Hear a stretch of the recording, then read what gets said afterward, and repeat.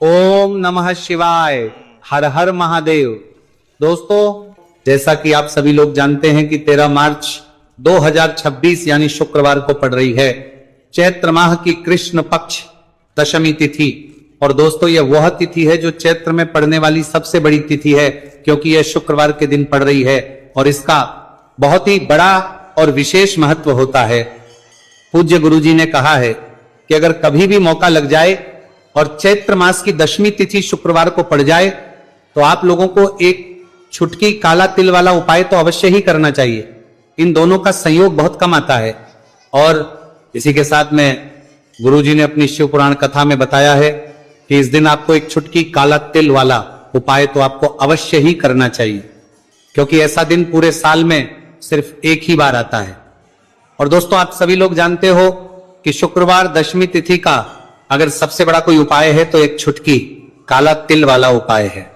तो दोस्तों, शुक्रवार दशमी तिथि के दिन आप लोगों को इस एक छुटकी काला तिल वाला उपाय को जरूर करना है। बहुत सारे लोग होंगे जिन लोगों ने इस उपाय को ना किया हो, मतलब पूरा महीना निकल गया, उन्होंने किसी भी दिन इस एक छुटकी काला तिल वाला उपाय को ना किया हो। पर दोस्तों, आपके पास एक आखिरी मौका बचा हुआ है जो कि 13 मार्च शुक्रवार दशमी तिथि के दिन है। तो इस दिन आप लोगों को इस वाले उपाय को जरूर कर लेना है, भले ही आपने पूरे महीने भर इस उपाय को ना किया हो। पर अगर आप इस चैत्र मास के शुक्रवार दशमी तिथि के दिन अगर इस वाले उपाय को कर लिया तो आपको इस उपाय को करने का वह फल मिलेगा जिसकी आपने कभी कल्पना भी नहीं करी होगी। इसीलिए आप लोग इस वाले उपाय को एक बार जरूर कर लेना है, ताकि आप लोगों के हाथ से यह मौका ना जा सके और आपको इस उपाय को करने का फल मिल सके। दोस्तों, यह उपाय पंडित जी ने अपनी अभी के ही श्री शिव महापुराण की कथा में बताया है, जिस उपाय को आज हम आपको बहुत अच्छे से समझाने वाले हैं। वीडियो को देखने के बाद इस उपाय को समझने के लिए आपको कोई और वीडियो को देखने की जरूरत नहीं पड़ेगी। तो चलिए दोस्तों, उपाय को शुरू करते हैं। देखिए, ये इस चैत्र मास के शुक्रवार दशमी तिथि के दिन ये इतना खास होता है, इतना महत्वपूर्ण होता है। देखा गया है कभी कभी बड़े बड़े पूजा पाठ अनुष्ठान से जो मनोकामना पूर्ण नहीं होते, वो चैत्र मास के शुक्रवार दशमी तिथि के दिन एक छोटे से उपाय करने से ही आपकी मनोकामना पूर्ण हो जाती है। और बहुत सारे लोगों ने इस उपाय को किया भी है और उनको इसको करने का फल भी जरूर मिला है। अगर आप लोग भी इस उपाय को करना चाहते हैं तो आप इस उपाय को पहले अच्छे से समझ लेना, सुन लेना, उसके बाद करना।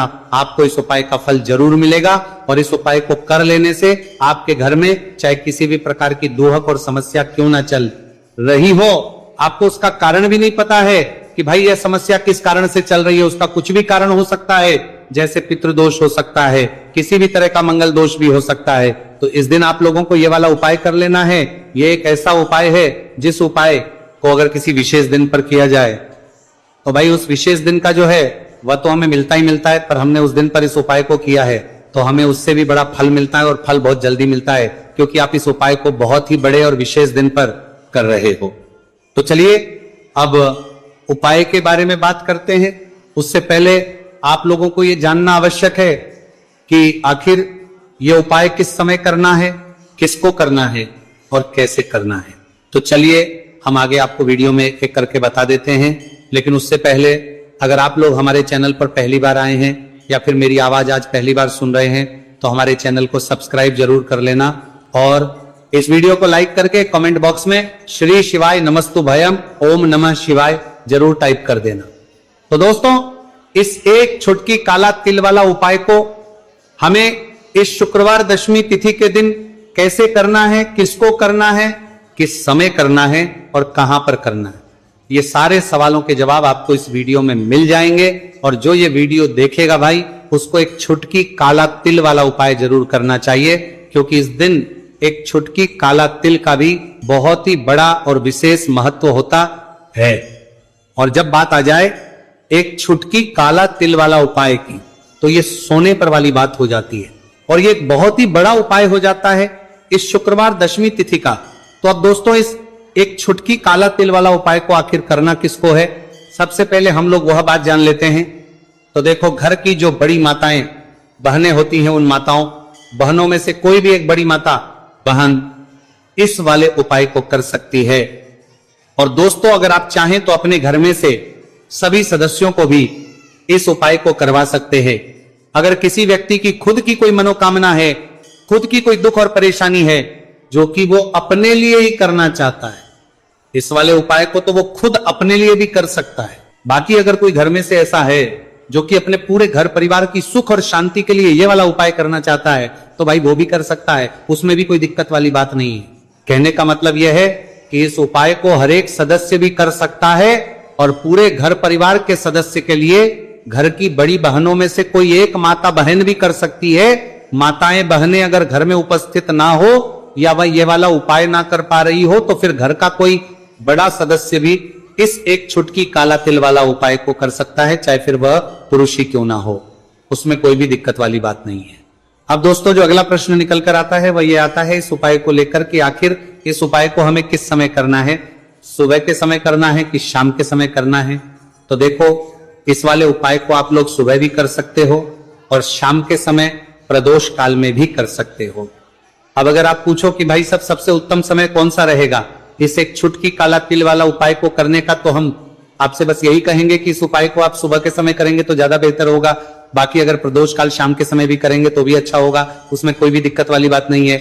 तो अब दोस्तों जो अगली सबसे बड़ी और महत्वपूर्ण बात आती है वह ये आती है कि सुबह अगर हम उपाय को करेंगे तो हमें कितने बजे से लेकर कितने बजे तक के बीच में करना है, और शाम के समय प्रदोष काल में करेंगे तो हमें कितने बजे से लेकर कितने बजे के बीच में करना है। तो देखो, सुबह जितनी जल्दी हो सके आप उपाय को करने की कोशिश करना। बाकी अगर किसी कारणवश लेट भी हो जाओ, थोड़ी देर भी हो जाए, तो 10 या 11 बजे तक भी आप उपाय कर लेना, पर 12 बजे से ज्यादा देरी ना हो, ठीक है, इस बात का ध्यान रखना। उसके बाद में दोस्तों अगर के समय प्रदोष काल की बात करें, प्रदोष काल का जो समय है होता है वो शाम के 6 बजे से शुरू हो जाता है। मतलब शाम के 6 बजे से लेकर 7 बजे के बीच का जो समय होता है यह समय प्रदोष काल का समय होता है। तो आप इस उपाय को 7 या 8 बजे के बीच में भी कर सकते हो। मतलब शाम के 6 बजे से रात 8 बजे के बीच में आप कभी भी इस वाले उपाय को कर सकते हो, उसमें कोई भी दिक्कत वाली बात नहीं है। देखिए, आज के इस पूरे वीडियो में हम आपको 3 चमत्कारिक उपाय बताने वाले हैं। ये तीनों ही उपाय बहुत खास और बहुत ही विशेष होने वाले हैं। तो चलिए दोस्तों जान लेते हैं गुरुजी द्वारा बताए गए पहले उपाय के बारे में। देखिए, ये उपाय आपको अपने परिवार के लिए करना है। यदि आप चाहते हैं कि आपका परिवार का प्रत्येक सदस्य तरक्की करे, उन्हें हर कार्य में सफलता की प्राप्ति हो, तो आपको यह उपाय करना है। तो देखिए, इस उपाय को करने के लिए आपको एक आटे का दीपक लेना है। आपको अपने ही घर पर एक एक आटे का दीपक प्रकार से तैयार कर लेना है। अब देखिए दोस्तों, इस प्रकार से आटे का दीपक तैयार करने के बाद इसी के साथ में आपको एक चुटकी हल्दी भी लेनी होगी। अब ये दोनों ही सामग्रियां लेकर के आपको पहुंच जाना है अपने ही घर में तुलसी जी के पौधे के पास में। देखिए, कई लोग कमेंट करके पूछ रहे हैं कि क्या हम तुलसी जी के पौधे के वहां पर, हमारे घर में जो तुलसी जी का पौधा है वो सूख चुका है, तो वहां पर भी इस उपाय को कर सकते हैं। तो हाँ, बिल्कुल आप इस उपाय को, जो आपके घर में तुलसी जी का पौधा है वहीं पर आपको यह उपाय करना है। देखिए, सबसे पहले तो आपको ये जो उपाय है सूर्यास्त के बाद यानी कि रात्रि के समय में ही करना होगा। अब देखिए, सबसे पहले आपके पास जो एक छुटकी हल्दी है उसे आपको तुलसी जी के पौधे में डाल देना है। अब देखिए, आप जो एक आटे का दीपक लेकर के आए हैं, सबसे पहले तो आपको उसे तुलसी जी के पौधे के पास में रखना है, और तुलसी जी पौधे के पास में रखने के बाद इस दीपक में हमें शुद्ध घी का प्रयोग करना है, और इसी दीपक में हमें गोल रूप की बाती का प्रयोग करना है, क्योंकि ये जो दीपक है विशेषकर हम हरि विष्णु नारायण के नाम से लगा रहे हैं। अब इस दीपक को आपको प्रज्वलित कर देना है और आपको भगवान विष्णु से, माता तुलसी से प्रार्थना करनी है कि हमारे घर में परिवार का प्रत्येक सदस्य तरक्की करें, उसे अपने हर कार्य में सफलता की प्राप्ति हो, पूरा परिवार खुश रहे। हे भगवान नारायण, आप हमारे परिवार की रक्षा करना। अब देखिए, दीपक को प्रज्वलित करने के बाद आपको तुलसी जी के पौधे के नीचे यदि तुलसी जी का पत्ता गिरा हुआ पड़ा है तो उसे आपको उठा लेना है। आपको ध्यान रखना है, तुलसी जी के पौधे से पत्ता तोड़ना नहीं है, नीचे गिरा हुआ है तो उसे आपको उठा लेना है। अब देखिए, आपके घर में भगवान विष्णु की, भगवान श्री राम की या फिर भगवान श्री कृष्ण की यानी कि श्री विष्णु के किसी भी अवतार की प्रतिमा लगी हुई है, तो वहां पर आपको जाना है और आपको थोड़ी सी चीनी या फिर मिश्री आपके घर में हो तो उनका भोग आपको भगवान विष्णु के सामने लगाना है। और जो आप तुलसी जी का पत्ता लेकर के आए हैं उसे भी आपको उसी भोग में डाल देना है। अब देखिए, थोड़ी सी देर इस भोग को वहीं पर रखे रहने देना है, और फिर इस भोग को आपको अपने घर के परिवार के प्रत्येक सदस्य को प्रसाद स्वरूप प्रदान करना है। यकीन इस उपाय को करने से आपके परिवार का प्रत्येक सदस्य हमेशा तरक्की पर रहता है और आपके परिवार में हमेशा खुशियां बनी रहती हैं। तो इस प्रकार से आपको पहला उपाय कर लेना है। अब हम जानते हैं दूसरे उपाय के बारे में। देखिए, ये जो उपाय है विशेषकर धन की प्राप्ति के लिए है, मां लक्ष्मी को प्रसन्न करने के लिए है और विशेषकर शुक्रवार दशमी तिथि की रात्रि में ही आपको ये उपाय करना है। तो सीधी सी बात है, 1 लोटा जल तो आप लेकर जाओगे ही जाओगे। वही 1 लोटा जल अगर मिट्टी का जल हो तो बहुत अच्छा रहेगा। मिट्टी का जल कैसे बनाता है इसके लिए हमने पहले से बहुत सारी वीडियोस बना दी है आपके पास। इस दिन एक आखिरी मौका रहेगा, मिट्टी का जल शिव जी पर चढ़ने का और उपाय को करने का बहुत बड़ा आपको इस दिन फल मिलेगा। तो इसीलिए इस दिन हो सके तो भाई मिट्टी का जल चढ़ाना, तो अपने साथ में कम से कम 1 लोटा जल तो आपको लेकर जाना ही जाना है। अगर मिट्टी का जल नहीं है तो घर का जल भी आप इस्तेमाल कर सकते हो। इसके अलावा जो भी पूजन सामग्री है, देखो 11 के दाने ये अलग आपके रहेंगे और जो आपकी पूजन सामग्री रहेगी वो अलग रहेगी। पूजन सामग्री में आप जो भी चीज लेकर जाना चाहे वो लेकर जा सकते हैं। एक बेलपत्र भी लेकर जा सकते हैं, उसमें कोई भी दिक्कत वाली बात नहीं है। वहीं अगर हम बात करें शाम के समय की, तो शाम के समय शिव जी पर जल नहीं चढ़ता है, इसीलिए शाम के समय आप लोग एक दीपक तैयार कर लें जो कि गोल तीखा आटे का शुद्ध देसी गाय का घी का होगा, है ना। इस बात का आप लोगों को ध्यान करना है और इस दीपक को आपको घर से जलाकर नहीं लेकर जाना है, भगवान शिव जी के मंदिर में जाकर ही जलाना है। इस बात का भी आप लोगों को ध्यान रखना है। अब दोस्तों यहां पर हमें इस बात को समझना है कि ये 11 चावल के दाने हमें लेना कहां से है। क्या हमें दुकान से लेकर आना है या हमें अपने घर से लेना है या कहां से लेकर आना है और कौन से चावल लेना है, क्योंकि चावल भी बहुत प्रकार के होते हैं। तो देखो, इन सभी सवालों के जवाब आप लोग एक बात में सुन लो कि भाई जो उपाय है, इस उपाय में आपको ये नहीं देखना है कि भाई कौन से चावल है कौन से चावल नहीं है। बस जो भी चावल ले रहे हो वो चावल का दाना सबूत होना चाहिए, मतलब साबुत होना चाहिए, टूटा हुआ नहीं होना चाहिए, कटा पीटा नहीं होना चाहिए। यह बात आपको ध्यान रखना है। बाकी आपका चावल बासमती हो या सादा चावल हो या कोई सा भी चावल हो, उसमें कोई भी दिक्कत वाली बात नहीं है। तो सीधी सी बात है कि आपके घर के रसोई घर में जहां पर आप बनाते हो, वहां पर जो भी चावल आपके उपस्थित हो, उन चावलों में से अपनी एक कटोरी भर लेना या एक मुट्ठी चावल अलग से निकाल कर रख लेना, क्योंकि हम 11 चावल ही यहां पर इस उपाय में लेने वाले हैं। तो हमें यह चावल के दाने गिनकर निकालने पड़ेंगे। इस बात का आप लोगों को ध्यान रखना है। तो अपने उस चावल की कटोरी में से या चावल में से 11 ऐसे चावल के दाने आप लोग निकाल लो जो कि टूटे हुए ना हो, कटे पीटे ना हो, कोई दाग ना लगा हुआ हो, है ना। अच्छे साबुत चावल के दाने 31 दाने आप लोग निकाल कर रख लो और इन्हें किसी भी एक कागज की पड़िया में या किसी एक छोटी सी कटोरी में आप लोग रख लो, ताकि ये सुरक्षित रहे, आपके एक भी चावल का दाना इधर उधर ना हो और आपका उपाय भी पूरा अच्छे से हो जाए। तो भाई जैसे ही आपका उपाय की जो सामग्री है 11 चावल के दाने ये तैयार हो जाते हैं, उसके बाद में आपको जो भी अपनी पूजन सामग्री है सुबह समय कर रहे हो तो 1 लोटा जल और 1 बेलपत्र या पूजन सामग्री जो लेकर जाना चाहो उसकी भी तैयारी कर लेना। और शाम के समय जा रहे हो तो भाई अपना जो दीपक है उसे तैयार कर लेना, ठीक है। और उपाय को करते समय शुद्धता का विशेष रूप से ध्यान रखना, ठीक है। सुबह सुबह स्नान करने के बाद ही उपाय को करने की आप लोग तैयारी करना। उसके बाद अगर शाम के समय की बात करें तो शाम के समय आपको स्नान करने की जरूरत नहीं है, पर शुद्धता ध्यान रखना है। आपको स्नान तो नहीं करेंगे, आप हाथ मुंह धोकर भी इस वाले उपाय को शाम के समय प्रदोष काल में कर सकते हैं, इसमें कोई दिक्कत वाली बात नहीं है।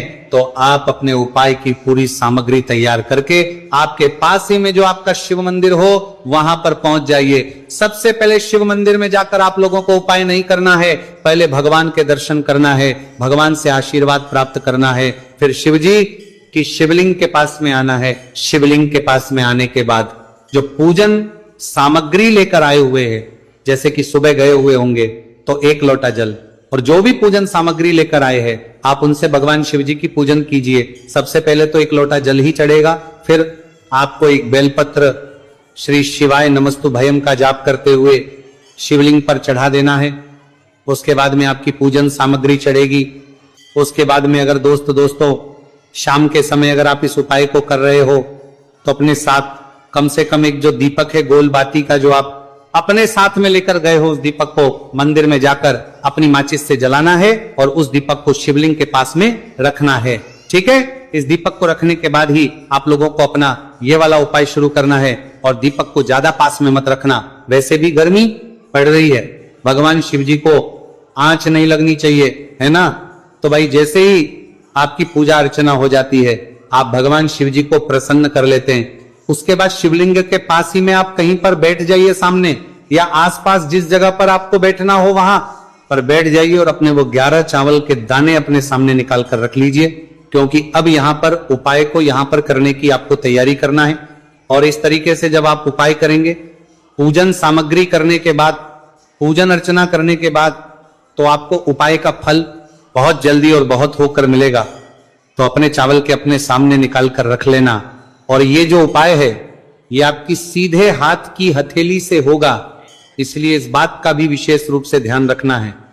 तो सीधे हाथ की हथेली का प्रयोग करके ही आप लोग अपना इस वाले उपाय को करना। अपने सामने जो भी आपके कागज की पुड़िया है उसको खोलकर रख लो, या कटोरी है तो भाई उसे अपने सामने रख लो और अपने वो 11 चावल के दाने निकाल लो। ठीक है, उसके बाद में दोस्तों अब आपको क्या करना है कि शिवलिंग आपके सामने होगी, तो आपने वो 11 चावल के दाने एक एक करके जहां पर आपने बेलपत्र चढ़ाए हैं, आपको शिवजी के शिवलिंग के ऊपर चढ़ाना है। कहां पर चढ़ाना है? शिवलिंग के ऊपर चढ़ाना है, और कहीं पर भी नहीं चढ़ाना है। आपको अपने हथेली से तो शिवलिंग के ऊपर चढ़ाना है, भले ही फिर वो अपने आप जलाधारी पर गिर जाए, ये मतलब वहीं पर गिर जाए, उसमें कोई दिक्कत वाली बात नहीं है, पर आप चढ़ाओ शिवलिंग के ऊपर। तो आपको क्या करना है, अपना पहला चावल का दाना उठाना है, श्री शिवाय नमस्तु भयम बोलना है और शिवलिंग पर चढ़ देना है। इसी तरीके दूसरा चावल का दाना उठा है, शिवलिंग पर चढ़ना है और मंत्र बोल देना है। और फिर तीसरा चावल का दाना उठाना है, श्री शिवाय नमस्तु भयम बोलना है और चढ़ देना है। इसी प्रकार से आपको पूरे 11 चावल के दाने एक एक करके शिव जी के शिवलिंग के ऊपर चढ़ाना है और भगवान से प्रार्थना करते जाना है। मतलब प्रार्थना तो आपको आखिरी में करना है, पर हर एक चावल के दाने को चढ़ाते समय श्री शिवाय नमस्तु भयम जरूर बोलना है। उसके में ये चावल का दाना शिवलिंग के ऊपर आपको चढ़ाना है। जैसे ही आपके 11 चावल के दाने शिवलिंग के ऊपर चढ़ते हैं तो भाई उसके बाद में आपको क्या करना है, भगवान से अपनी मनोकामना बोलना है। मनोकामना भी कब बोलना है? जब आपका 11 चावल का दाना आपके सीधे हाथ की हथेली में हो और आप उसे चढ़ाने के लिए जा रहे हो। श्री शिवाय नमस्तु भयम बोलकर उस आखिरी चावल के दाने को शिवलिंग के ऊपर चढ़ा देना। भगवान से फिर अपनी वह मनोकामना बोल देना जिस मनोकामना के लिए आप लोग अपना यह वाला उपाय कर रहे हो।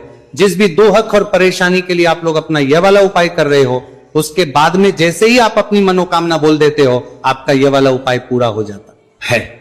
पर दोस्तों, उपाय को करने के बाद आप लोगों को 2 मिनट भगवान शिव जी के मंत्र का जाप जरूर करना है।